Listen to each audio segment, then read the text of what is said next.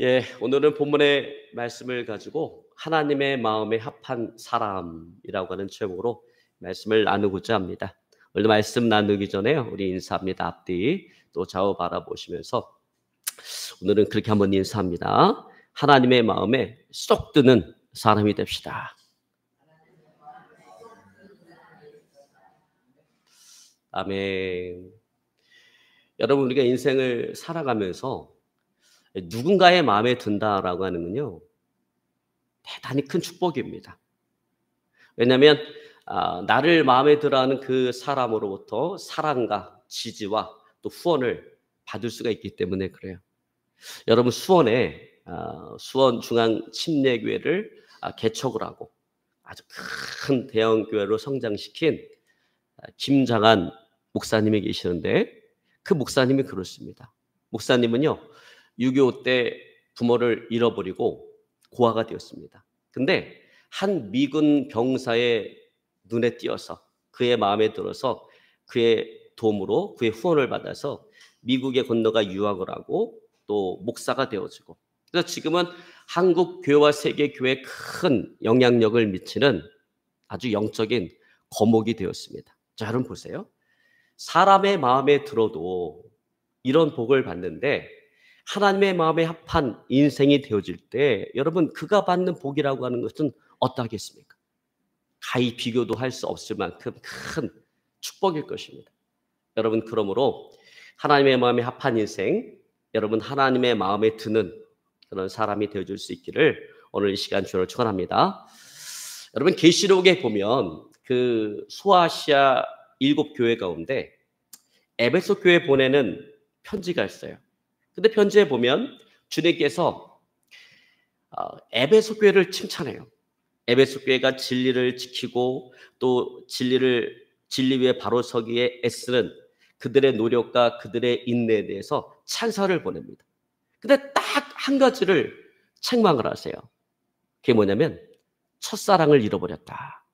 주님을 향한 첫사랑을 잃어버렸다라는 거예요.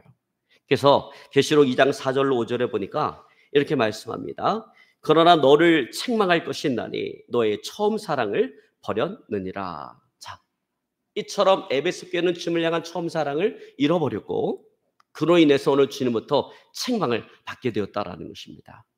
여러분, 에베소 교회는 왜 주님을 향한 첫사랑을 잃어버렸을까요? 열심히 선행을 하고 또 거짓 진리를 퍼뜨리는 니골라당과 싸우느라 모든 에너지와 관심을 거기다 쏟다 보니까 상대적으로 주님에 대한 그 사랑이 식어져 버린 것일까요?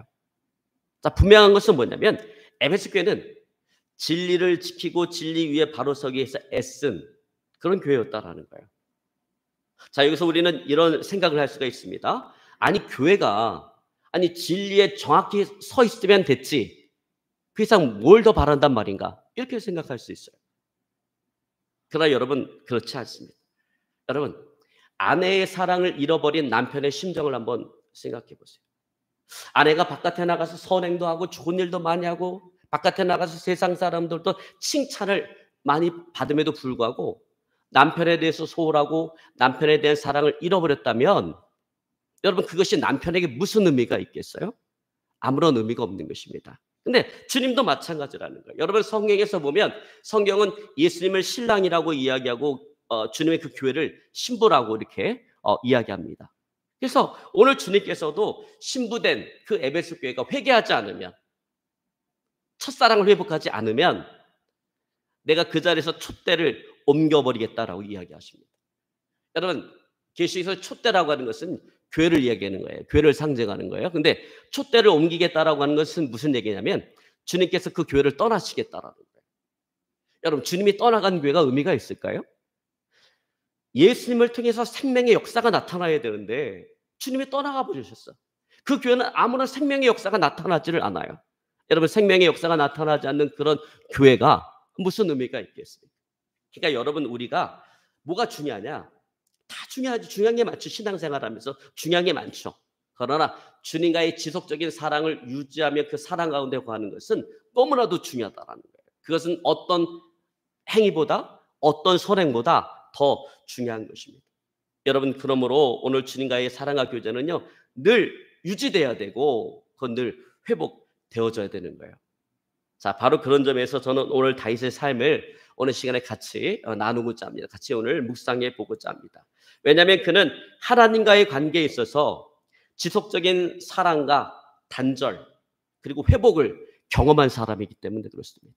여러분, 성령의 다윗처럼 하나님과의 관계에 있어서 아주 깊은 친밀함을 경험하고 그것을 표현한 사람을, 그런 인물을 우리는 찾아볼 수가 없어요. 다윗이 기록한 시편에 보면 다윗이 얼마나 하나님과 깊이, 아주 깊이 친밀하게 동행했는가라고 하는 것을 우리가 볼 수가 있습니다. 자, 그와 같은 하나님과의 동행은 위험과 역경 속에서도 계속 되었다라는 거예요. 원수들에게 둘러싸이고 정말 그의 마음이 힘이 낙심되고 좌절될 때도 나와 함께 동행하시는 그 하나님에 대한 그 확신으로 다윗은 모든 어려움을 이겨냈다라고 하는 것입니다. 여러분, 한 예로 사울의 손아귀에서 벗어났을 때, 여러분, 사울 왕이 끊임없이 다윗을 죽이기 위해서 다윗을 쫓아다녔잖아요. 근데 그 사울의 손아귀에서 벗어났을 때 다윗이 시편 18편 1절로 3절에 보니까 하나님 앞에 이렇게 찬양합니다. 나의 힘이신 여호와여, 내가 주를 사랑하나이다. 여호와는 나의 반석이요 나의 요새시요 나를 건지시는 이시요 나의 하나님이시요 내가 내 안에 피할 나의 바위시요 나의 방패시요 나의 구원의 뿌리시요 나의 산성이시로다. 내가 찬송받으실 여호와께 아뢰리니 내 원수들에게서 구원을 얻으리로다. 자, 여러분, 여기서 보면 위험과 역경 속에서도 함께 하시는 그 하나님은 오늘 다윗에게 있어서 그가 든든히 쓸 수 있는 반석이고 그가 피할 수 있는 요새고 그의 방패이고 그의 산성이 되었다라는 것입니다. 여러분, 그러기에 다시 한번 찬양을 올려드리면서 오늘 다시는 확신하고 있는 거예요. 다시 뭐라고 얘기합니까? 내 원수들에게서 구원을 얻을 것이다.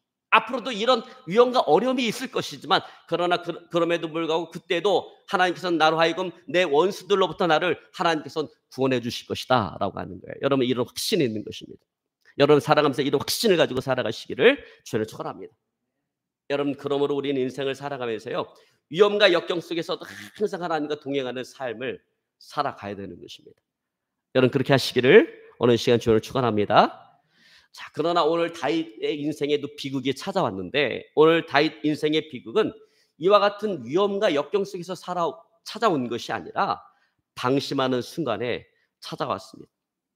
그가 죄악의 어둠 속에 빠져서 간음자가 되고 살인자가 됨으로 말미암아 하나님과의 그 깊은 친밀함을 상실해 버렸어요.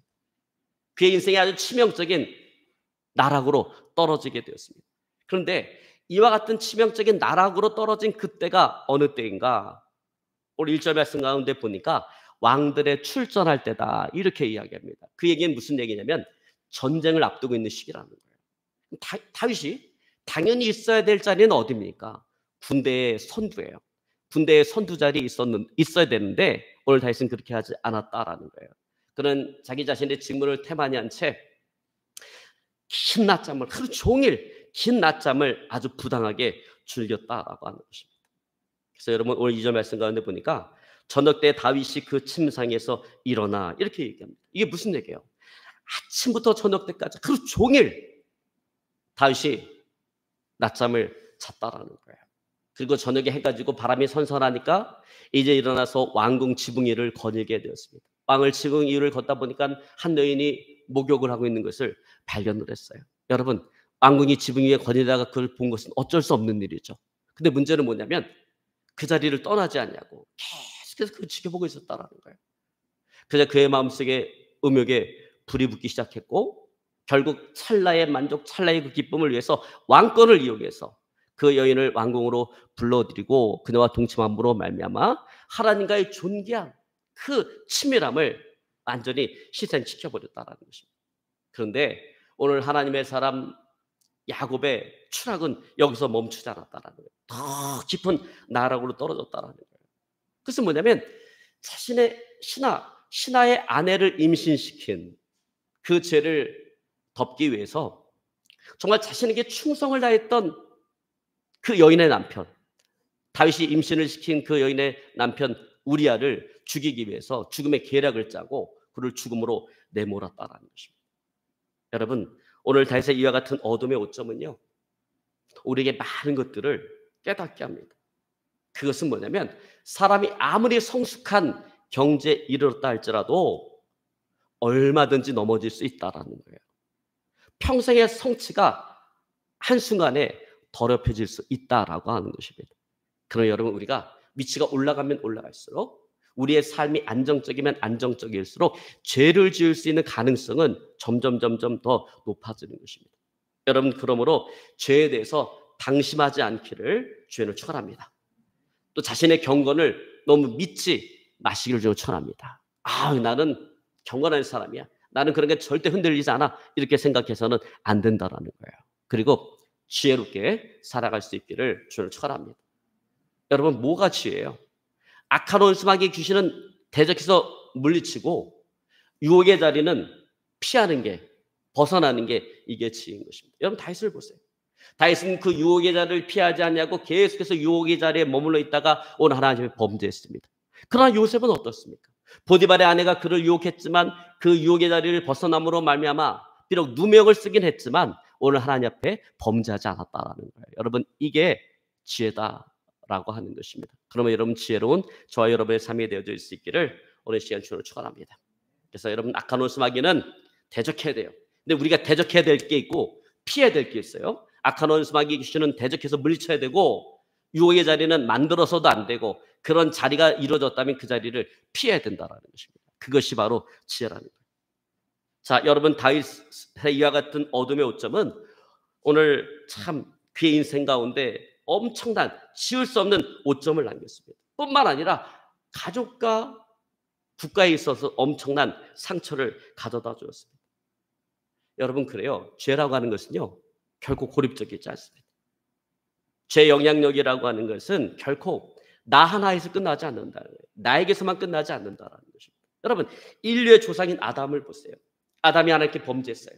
하나님께서 따먹지 말라 명하신 그 선악과를 따먹으로 말미암아 하나님 앞에 범죄했어요. 근데 죄를 범하고 그것이 아담 하나로 끝나지 않았다라는 거예요. 그 죄로 말미암아 어떤 일이 벌어졌습니까? 아담으로 말미암아 이 세상에 태어나는 모든 사람들은 죄 아래 있게 되었다라는 거예요.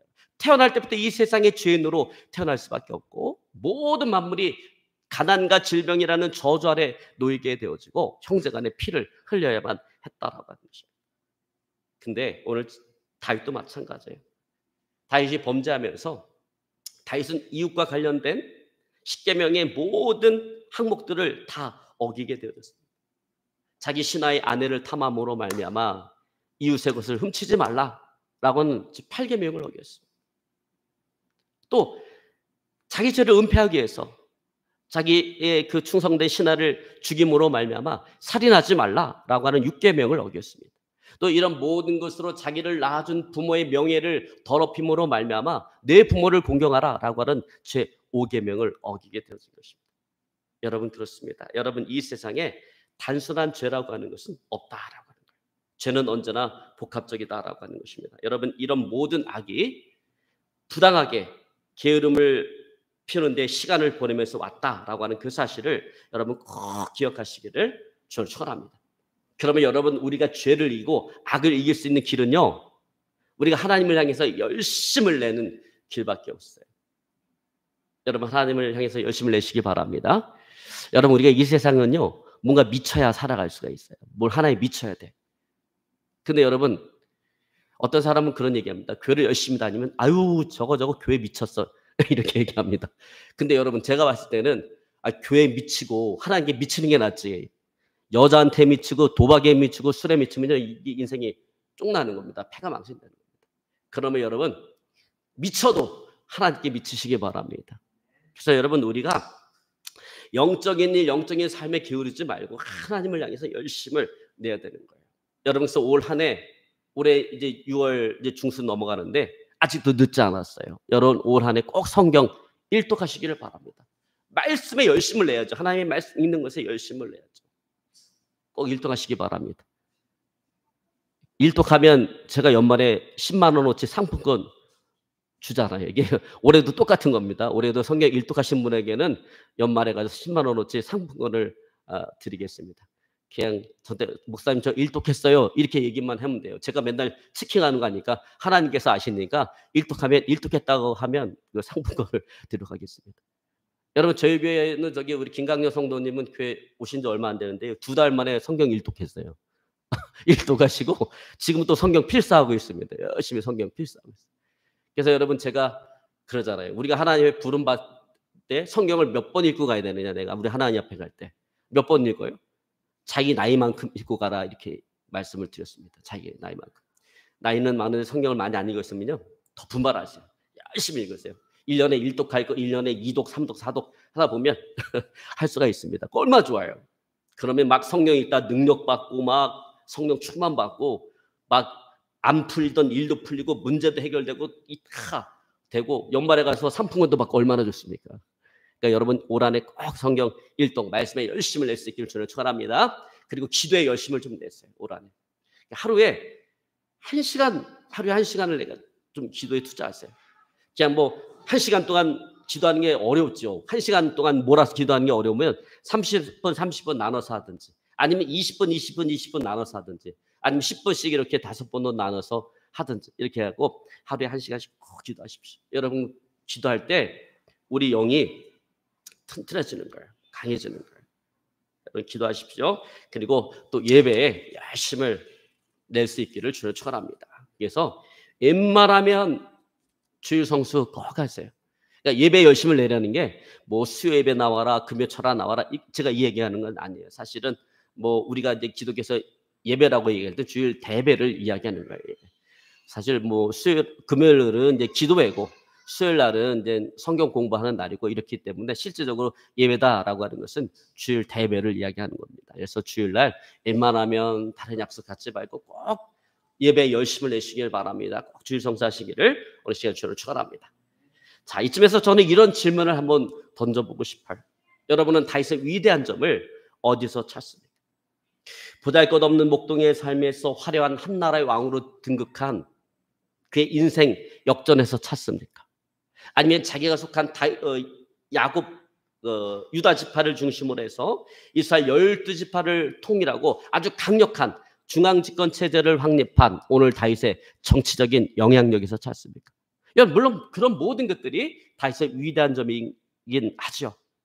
그러나 저는 개인적으로 다윗의 위대한 점을 자신의 실패를 다루는 오늘 다윗의 모습에서 저는 오늘 찾고 싶습니다. 여러분 자신의 실패를 다루는 오늘 다윗의 모습을 보면 왜 그가 하나님의 마음에 합한 사람인지를 우리는 깨닫게 되어집니다. 여러분 시편 51편은 다윗이 우리아의 아내 밧세바를 범하고 또 이를 무마시키기 위해서 우리아를 죽이고 난 이후에 다윗이 하나님 앞에 회개기도한 다윗의 회개기도가 시편 51편이에요. 근데 그 시편 51편 14절에 다윗이 뭐라고 기도하냐면 이렇게 기도합니다. 하나님이여 나의 구원의 하나님이여 피 흘린 죄에서 나를 건지소서. 내 혀가 주의 의를 높이 노래하리이다. 여러분 여기서 보듯이 다윗의 회개는 피상적이지 않았다라는 거예요. 두리뭉실하지 않았다라는 거예요. 아주 구체적이었다라는 것입니다. 무제한 피를 흘린 거를 하나님 용서해 주십시오. 그렇게 기도한 것입니다. 여러분 이 피가 어떤 피예요? 자기 충성선 신하의 아내를 빼앗고 그 죄를 무마하기 위해서 그 신하마저 죽여버렸던, 여러분 오늘날 치면 이거 정말 용서받을 수 없는 죄 아니에요, 이런 죄는? 그런데 그 죄를 오늘 하나님 앞에 회개하는 거예요. 그 무제한 피를 내가 흘렸습니다. 하나님 나를 용서해 주십시오.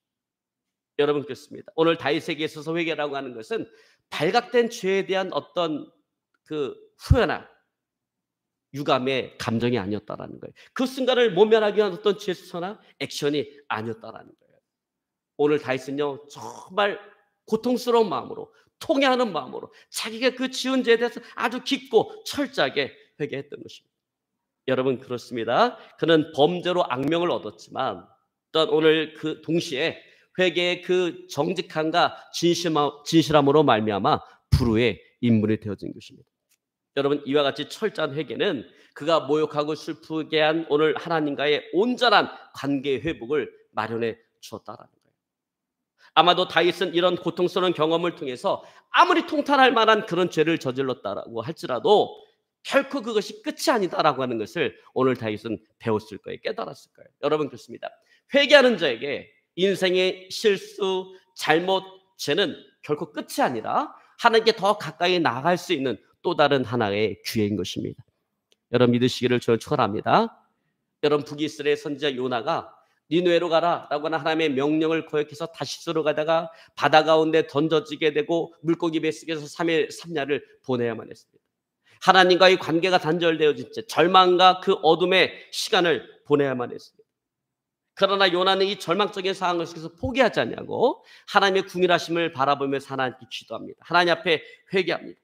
그러자 회개하는 그 요나에게 오늘 하나님의 말씀이 다시금 들려오기 시작한다라는 거예요. 여러분, 하나님의 말씀이 다시금 들려온다라는 것은 무슨 얘기예요? 하나님과의 관계가 다시금 회복이 되어졌다라는 것입니다. 그래서 요나서 3장 1절을 보니까 이렇게 말씀합니다. 여호와의 말씀이 두 번째로 요나에게 임하니라.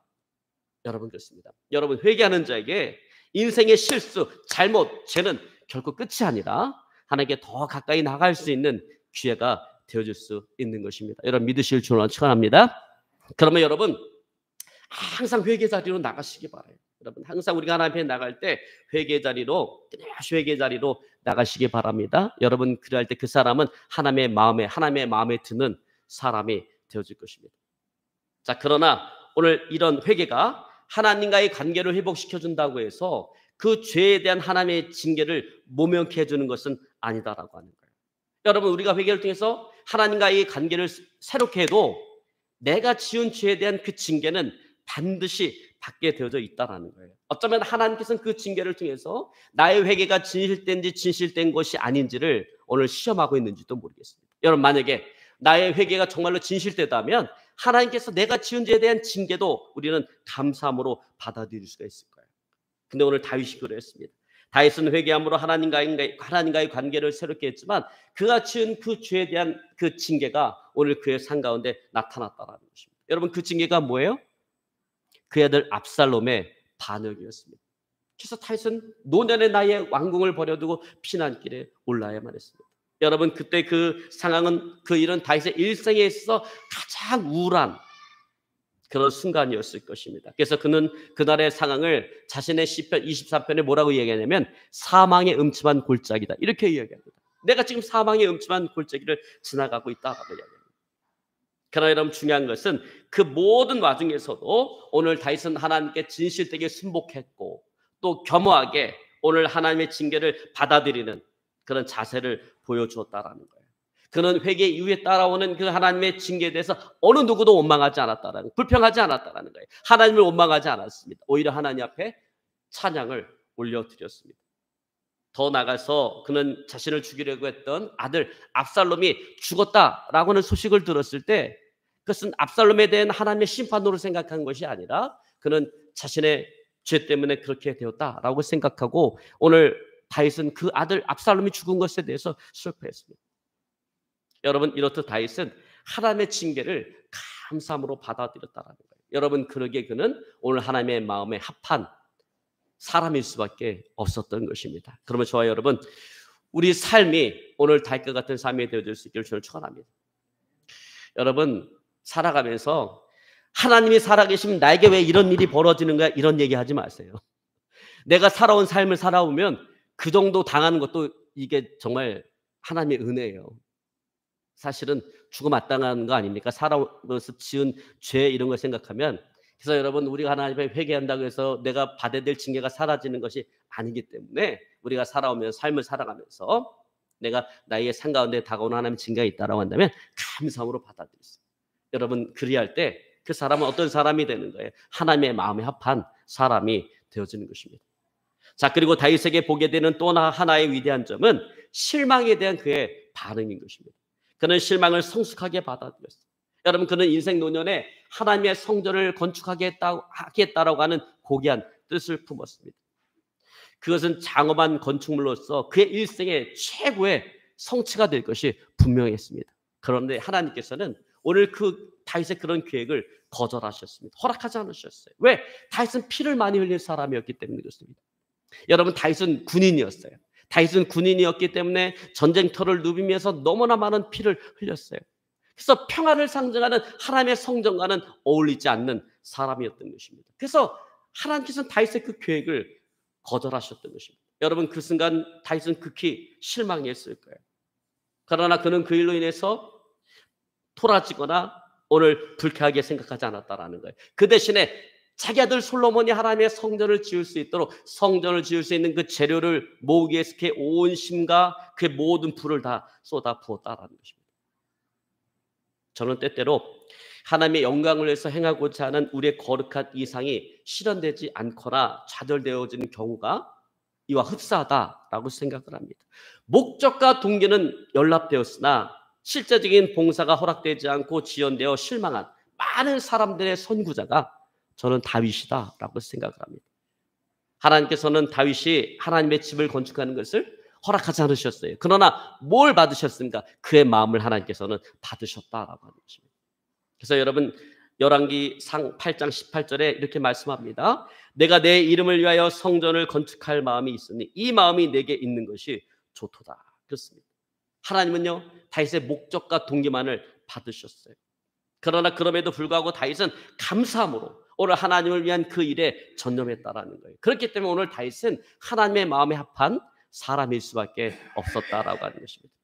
여러분 하나님의 영광을 드러내고자 하는 인생의 목적과 동기를 가지고 살아가시기를 바랍니다. 여러분 그리고 그것이 나를 통해서 성취되지 않았다 할지라도 이미 하나님께서 그 마음을 받으셨다라고 하는 것을 확신하고 더욱더 하나님의 일에 열심을 내며 감사함으로 살아갈 수 있기를 오늘 이 시간 주를 축원합니다. 마지막으로 다윗이 하나님 앞에 하나님의 마음에 합한 사람일 수밖에 없었던 그 이유는 오늘 다윗의 자제력이 있다라고 하는 거예요. 다시 사무엘로부터 기름을 부음을 받고 이스라엘의 왕에 오르기까지 다윗은 그 인내와 자제력을 시험받는 많은 기회를 가져야만 했습니다. 근데 그럼에도 불구하고 그는 한 번도 스스로가 그 인생의 고삐를 쥐어잡으려고 하지 않았다라고 하는 거예요. 약속된 운명, 어떤 게 약속된 운명이에요? 이스라엘 왕이 되는 것은 오늘 다윗에게 있어서 약속된 운명이었어요. 근데 그 약속된 운명을 억지로 강제적으로 그것을 성취하려고 하지 않았다라는 것입니다.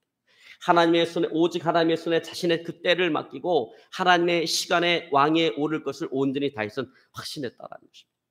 여러분 사실 사울에게 쫓기면서 그는 자기 인생의 대단원을 앞당길 수 있는 몇 번의 기회가 있었어요. 여러분 그 기회라고 하는 것은 사울을 죽일 수 있는 그런 기회였습니다. 사울을 죽임으로 그 괴로운 도망자의 삶을 청산하고 이제 이스라엘의 왕에 오를 수 있는 기회가 몇 번 있었어요. 그리고 그럴 때마다 그의 부하들은 그렇게 할 것을 독촉을 했고 기꺼이 다윗을 도우려고 했습니다. 그러나 그럴 때마다 오늘 다윗은 오히려 그 부하들을 자제시켰어요. 부하들에게 자제할 것을 종용했습니다. 부하들은 도대체 왜 다윗이 이 기회를 주저하는지 이해할 수 없었을 것입니다. 그러나 오늘 다윗은 그러한 기회들이 때때로 하나님의 시험이다. 이게 하나님의 테스트다라고 하는 것을 오늘 알고 있었다라는 것입니다. 그렇기 때문에 그는 하나님께서 세우실 그 날을 바라보면서 오늘 인내했고 자제했던 것입니다. 여러분 그렇기 때문에 오늘 다윗은요 하나님의 마음에 합한 사람일 수밖에 없었던 것입니다. 여러분 우리도 마찬가지라는 거예요. 여러분 세상을 살아가면서 하나님께서 우리를 세우실 그 날을 믿음으로 바라보면서 인내하고 또 자제할 줄 아는 그런 삶이 되어질 수 있기를 주를 축원합니다. 세상과 타협하지 말고 여러분 살아가다 보면 세상과 타협하고 싶을 때가 얼마나 많이 있어요. 그런 세상과 타협하지 말고 오직 하나님께서 세우실 그 날을 우리가 믿음으로 바라보고 인내하며 자제하는 저와 여러분의 삶이 되어질 수 있기를 주를 축원합니다. 그러면 하나님께서 반드시 하나님의 때 세우실 것입니다. 여러분 믿으시기를 주를 축원합니다. 이제 말씀을 정리하기 원합니다. 여러분 우리의 인생이 오늘 다윗처럼 정말 하나님의 마음에 합한 그런 인생이 되어질 수 있기를 주를 축원합니다. 여러분 이를 위해서 항상 회개의 자리로 나아가십시오. 여러분 인생 살아가다 보면 누구나 다 실수하고 잘못하고 죄를 저질 수도 있어요. 중요한 것은 그 실수, 잘못, 죄를 덮으려고 하면 안 된다는 거예요. 여러분 덮고자 하면 또 다른 죄를 계속해서 짓게 되어지고 결국 하나님이 미워하는 삶을 살아갈 수밖에 없다는 것입니다. 그러므로 덮으려고 하지 말고 언제나 회개의 자리로 나가시는 저 여러분의 삶이 되어질 수 있기를 주를 축원합니다. 그리고 그에 대한 나의 지은 죄에 대한 하나님의 징계가 우리 삶 가운데 임할 때도 그것을 감사함으로 또 받을 수 있기를 주를 축원합니다. 또 하나님의 영광을 위해서 행하고자 했던 나의 거룩한 그런 이상이 실현되지 않는다 할지라도 좌절하지 말고 절망하지 말고 이미 하나님께서 그 마음을 받으셨음을 확신하고 또 감사함으로 하나님의 일에 열심을 낼 수 있는 저 여러분의 삶이 되어질 수 있기를 주님으로 축원합니다. 그래서 인생 살아가면서 절대 인생 주도권을 내가 쥐려고 하지 말고 오직 하나님의 손에 내 인생의 때를 맡기고 하나님의 그 시간, 나를 높이실 그 하나님의 시간을 온전히 바라보며 인내하고 또 자제할 줄 아는 저와 여러분의 삶이 되어질 수 있기를 오늘 이 시간 주를 축원합니다. 오늘 말씀 붙잡고 간절히 기도하기 원합니다. 하나님,